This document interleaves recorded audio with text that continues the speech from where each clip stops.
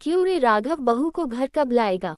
शंभू चाचा ने खटिया पर लेटे लेटे ही सवाल किया। राघव उनको अनसुना करते हुए तेजी से पुराना कपड़ा हाथ में उठाकर आंगन में रखी मोटरसाइकिल पोंछने लगा।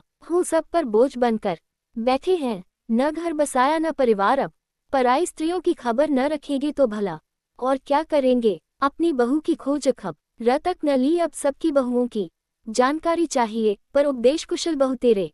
बड़बड़ाते हुए बाइक साफ करके वो नौकरी पर चला गया। शंभू चाचा भी अपनी इस उपेक्षा पर मुस्कुराकर मौन रह गए। शायद उनका यही एकमात्र प्रायश्चित था।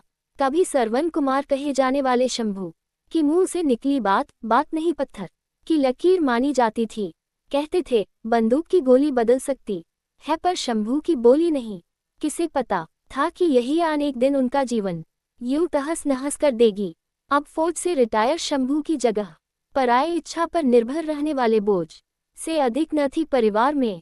वो जब तक खर्च करते तब तक जरूरी होते और धीरे धीरे कब गैर जरूरी हो जाते वो खुद ही न जान पाते।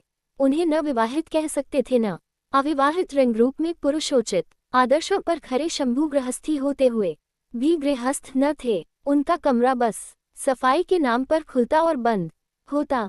दीवार पर टंगी उनके विवाह की एकमात्र श्वेत श्याम तस्वीर ही थी स्त्री का अस्तित्व उस कमरे में।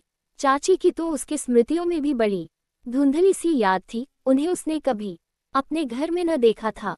चाचा की जिम्मेदारी रोटी पानी सबको बोझ लगता, पर चाचा को कोई कभी बोझ न लगा। वो हर सिंगार के पेड़ के नीचे पड़ी टीन के नीचे ही लेटते थे। उनकी खटिया और वो जगह ही उनकी दुनिया थी। जमीन पर पड़े फूल और चाचा में कभी कभी उसे बड़ा सामे लगता। अघोरी थे पूरे गृहस्थ होकर भी सन्यासी। रात को जब राघव घर लौटा तो आग तापते शंभू ने उसे अपने पास बुला लिया और समझाते हुए कहा, लल्ला बात मान ले, गुस्सा थूक जाकर बहू को घर ले आ अपने।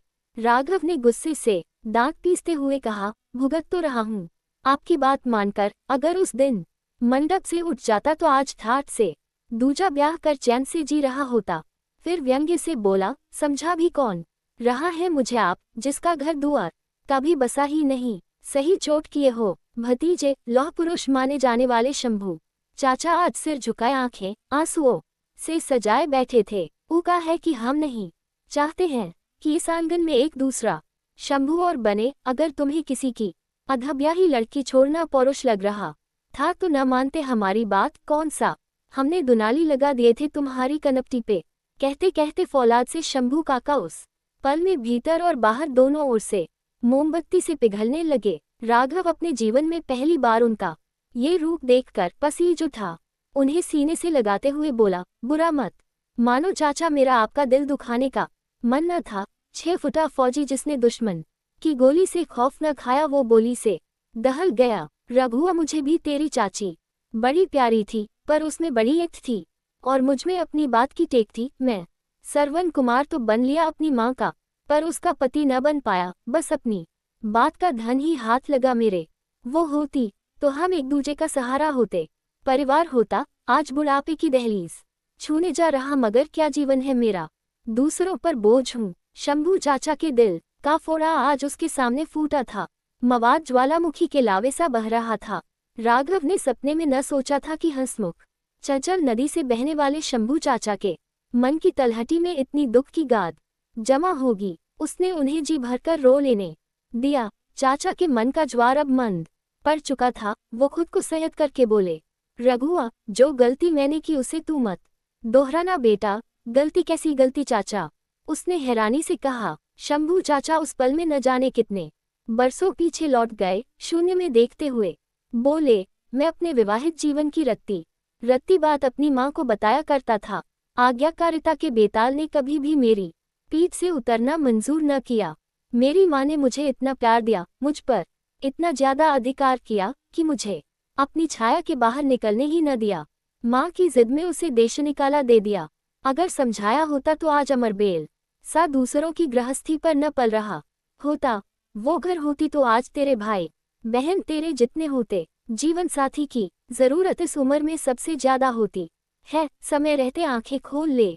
उसने जो चाहा सो किया, जो दिखाया सो देखा। ये भाप ही न पाया कि उसके लिए भी मेरे कुछ कर्तव्य हैं, जिसे आग पानी की कस्में खाकर अपने साथ लेकर आया हूँ, तू खुद ही देख ले अब कौन मेरा है और मैं किसका हूँ।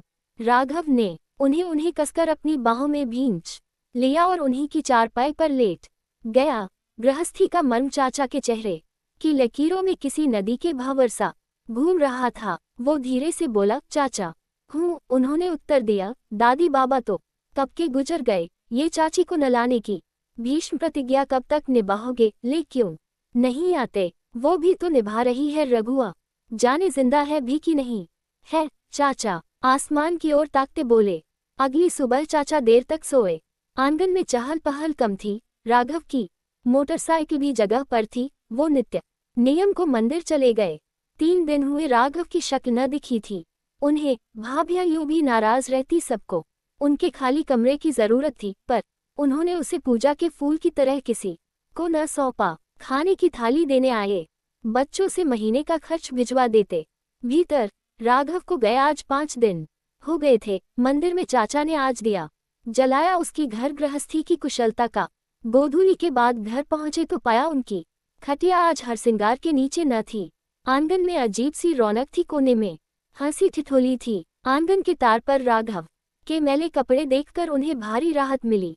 अरे रघुआ, बहू ले आया क्या, उन्होंने ऊंचे स्वर में कहा। हाँ चाचा, वो बाहर आते हुए बोला। उसके पीछे बहू भी चली आ रही थी। उसने धीरे से आंगन की बत्ती जला दी। शंभू को बरसों बाद भी कोने की भीड़ में वो चेहरा न जाने क्यों उन्हें दिखने लगा, थोड़ी चांदी के साथ।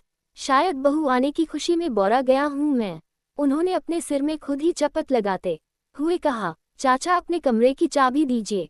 राघव उनके चरण स्पर्श करते हुए साधिकार बोला। बहू को मुंह दिखाई चाहिए।